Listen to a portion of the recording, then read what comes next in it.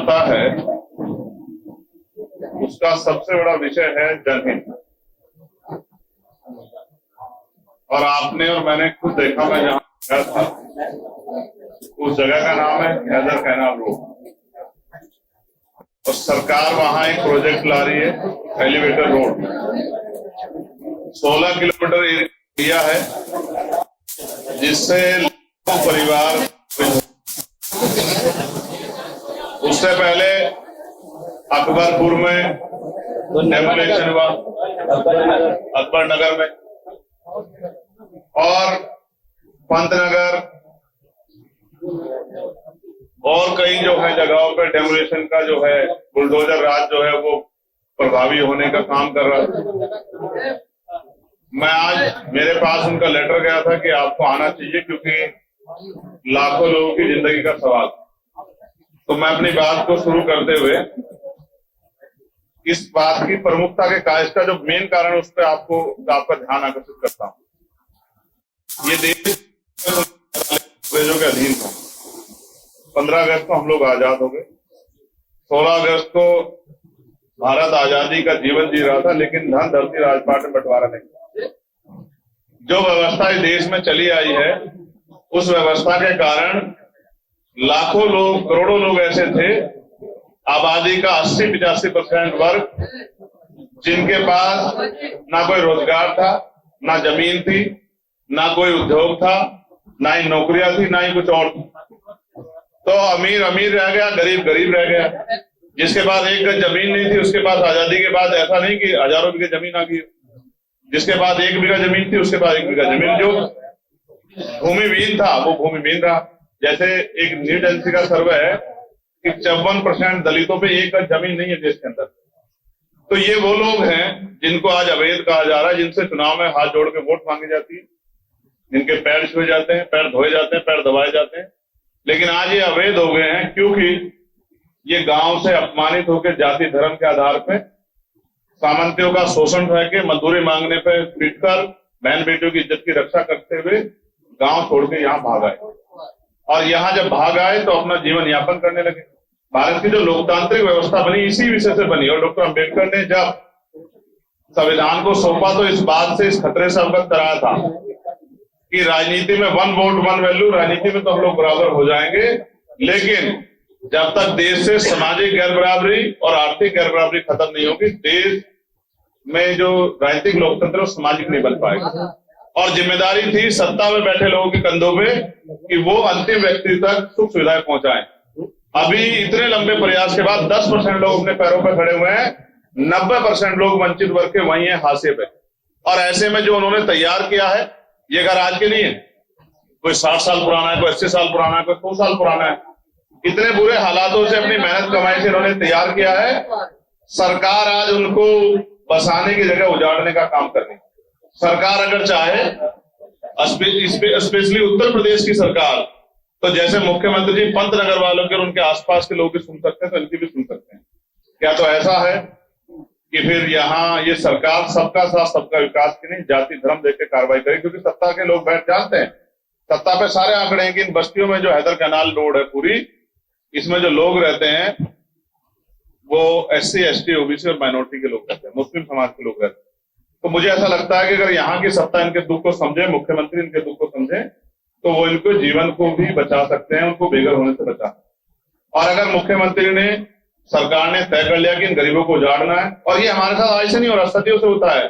जब भी हम अपने पैरों पर खड़े होते हैं, कुछ तैयार करते हैं, तभी हमारी कमर तोड़ दी जाती है, अवैध बता के, गलत बता के। ये सारी जमीनें सरकारी, सरकार चाहे तो इन जमीनों को गरीबों को, जिन लोगों ने उस पर इतने दिन मेहनत की है, उनको देके और इनके जीवन को बचा सकती है, उनको टूटने से बचा सकती है। लेकिन मुझे ऐसा लगता है कि सरकार इस पर ध्यान नहीं दे रही है। इस कारण बड़े बड़े प्रोजेक्ट की आड़ में गरीबों को कुचला जा रहा है। अमीरों को रात में तारे दिखने चाहिए, इसलिए गरीबों के घरों को जमींदस्त किया जा रहा है। हम अपने लोगों को बेघर नहीं होने देंगे।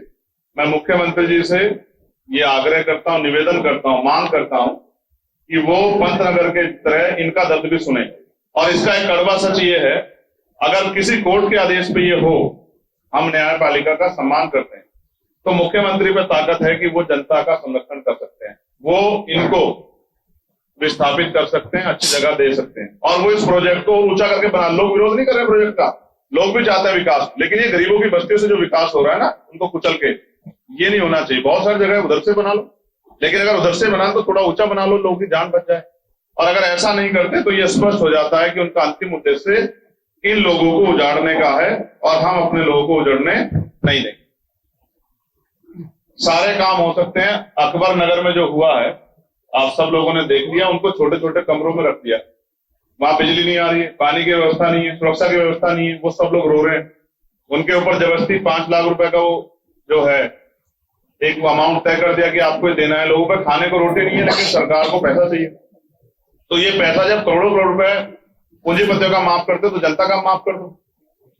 तो मेरा ये मत है कि सरकार को हमारी इस मांग को सुनना चाहिए। और अगर सरकार, मुख्यमंत्री तो यही रहते हैं, अगर मुख्यमंत्री जी खुद जाके देखेंगे तो उन माओं के आंसू देख के शायद मुख्यमंत्री का दिल पिघल जाए, उनको तरस आ जाए गरीबों पे, जो गरीब अपने घर को उजड़ने से बचाने के लिए आंदोलन कर रहे। मैं उन सभी गरीब परिवारों के साथ हूं और उनकी लड़ाई सड़क से लेकर पार्लियामेंट तक हम लोग लड़ेंगे।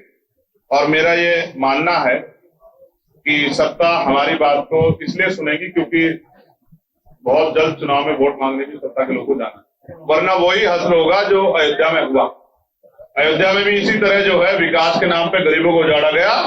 फिर जनता ने बताया कि धर्म सेकेंडरी, पहले उनका जीवन है, उनकी सुख सुविधाएं हैं, उनको इज्जत की जिंदगी मिले, और जो उनको नुकसान पहुंचाएगा उनको सबक सिखा, वो वोट की जोर से सबक सिखाएंगे। साथ साथ आपके और मेरे याद होगा कि उत्तर प्रदेश में पुलिस की एक भर्ती आई थी जिसके बहुत बड़े बड़े प्रचार हुए।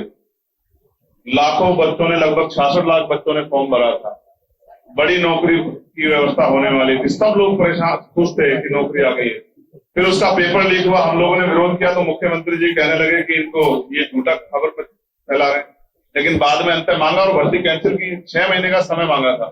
मैं बस लखनऊ में बैठ के मुख्यमंत्री जी को याद दिला रहा हूं, समय पूरा हो गया। वो बच्चे जो हैं इंतजार देख रहे हैं, उनकी बहनें सपने देख रही हैं, उनकी माएं, उनके पिता सपने देख रहे हैं कि हमारा बच्चा नौकरी लग के अपने पैरों पर खड़ा होगा, हमारी जिंदगी बदलेगी। तो उस भर्ती को मुख्यमंत्री जी जल्दी करा दें। साथ मैं एक को के सामने रख रहा हूं, मुख्यमंत्री जी के हाथ में ताकत है, मेरे हाथ में नहीं है, कि वो पुलिस रिफॉर्म कर सकते हैं। पुलिस की ड्यूटी 8 घंटे करके उनको सप्ताह में 1 दिन की छुट्टी दे सकते हैं। उनको इस बोझ से, अनावश्यक बोझ से फ्रस्ट्रेशन से निकाल सकते हैं, उनकी वेतन विसंगतियां दूर कर सकते हैं। उनके पास ताकत है, मेरे पास नहीं। मैं चीफ मिनिस्टर होता तो आज ही कर देता, लेकिन उनके पास है। वो उनकी बॉर्डर स्कीम से उनको निजात दिला सकते हैं, क्योंकि छुट्टी भी अगर मिल गई तो 500 किलोमीटर जब तक घर पहुंचेगा इतना तो छुट्टी का डे खत्म हो जाएगा। पत्रकारों पे जिस तरह के हमले हो रहे हैं, अभी एक रिपोर्टिंग करने 5 पत्रकारों को मुकदमा कर दिया। ये जो पत्रकारों के पे हमले हो रहे हैं, उनकी आवाज को दबाया जा रहा है, ये भी बंद होना चाहिए। मुख्यमंत्री ने वादा तो किया है कि पत्रकारों के साथ अन्याय होगा, लेकिन मैंने तो बनारस में अभी एक एसडीएम को पिटते हुए देखा। यहां कौन सुरक्षित है? अधिकारी सुरक्षित नहीं है, कर्मचारी सुरक्षित नहीं है, नौजवान सुरक्षित नहीं है। और मेरी मुख्यमंत्री से मांग है, वो सबका साथ सबके विकास की बात करते हैं, तो उनको जो वेस्टलैंड है, बंजर भूमि है, ग्राम समाज की भूमि है, वंचित वर्गों में बांट देना चाहिए उस भूमि को, जिससे कि वो लोग खेती किसानी करके, कोई रोजगार तो नहीं, पढ़े लिखे नौजवान बेरोजगार घूम रहे हैं, किसानों को फसल का दाम नहीं मिल रहा है।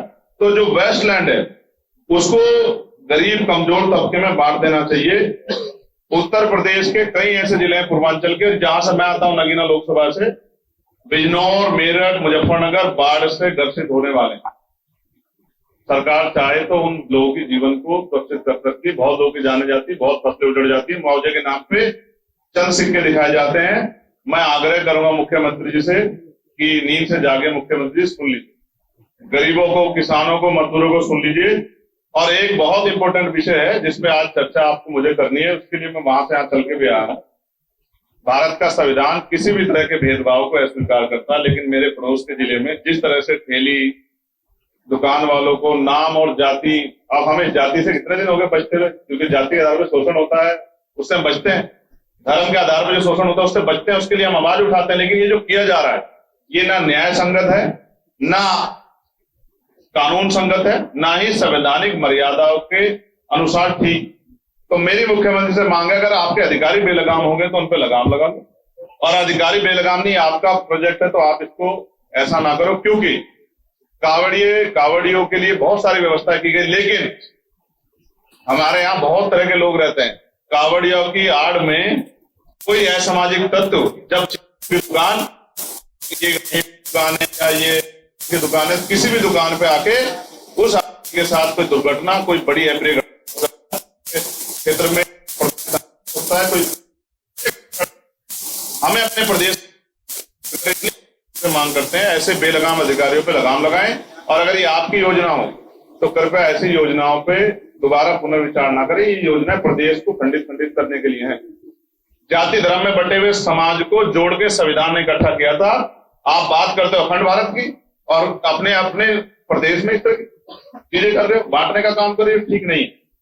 तो मैं ऐसी जो भेदभाव करती है धर्म और जाति के आधार पर, इन सारी चीजों को, सारे जो है योजनाओं का को कंडम करता हूं और ऐसे अधिकारियों पे लगाम लगाने की और पुनः ऐसी चीजें ना हो, इसके लिए मुख्यमंत्री से मांग करता हूं।